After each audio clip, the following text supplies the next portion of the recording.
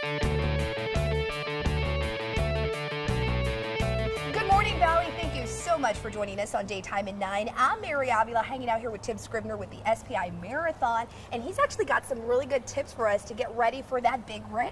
Good morning, Tim. Good morning, Mary. Now think about it. As we go from the couch to starting to train for a 5K, half marathon, full marathon, whatever it may be, that we start learning to stretch, that we start learning to make sure we have a proper warm-up, but then also strengthen the other muscles we're using, such as the core and some of the smaller ancillary muscles that are very important to be able to enjoy the process of running.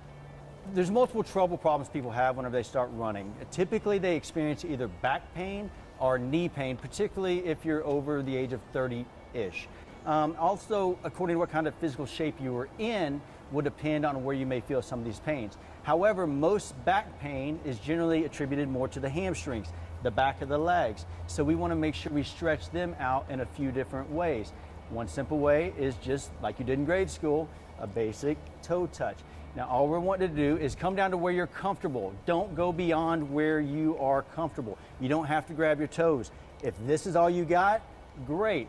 Slowly hold it. You can go ahead and hold it. And then as you've been holding it for about a count of 10 or so, kind of take a breath, kind of loosen up, come up just a little bit, and then take a deep exhale. And as we take that deep exhale, we will fall on down even further.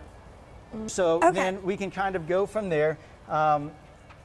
Your quads. Okay. Anything going uphill, downhill, your quads do a lot of the work, and then your quads have a lot to do with your knee stability and how you're feeling with that. So we want to stretch them. And we'll go ahead and pull out away from us so that we're feeling it in the quad, but not a lot of strain or stress on the knee. So now we've got the hamstrings, we got the quads.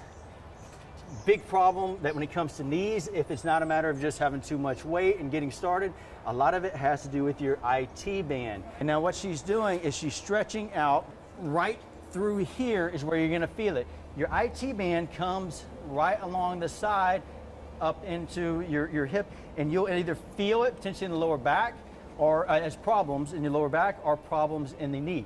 So if you're alone, you don't have someone else with you, or you're just getting started, another great way to do this would be to pull your leg up. Now let's go ahead and bend it out. Now pull your other leg right here. Now grab a hold underneath and maybe pull. And if you need to, put some pressure on your knee out, and you should be able to feel it through the hip, same place. Do it for a little while. The same thing we did with the hamstring. Take a deep breath after you got a count of 8 or 10. Deep exhale, and try to get that stretch a little bit more. Now it's very important, if we're feeling it in our back, if we're feeling it in our knees, if we're feeling it somewhere other than where we're trying to feel it, to slow down, start the motion over, and try to feel it just in that region. The other one we want to hit would be your calves. And there's multiple ways to do that.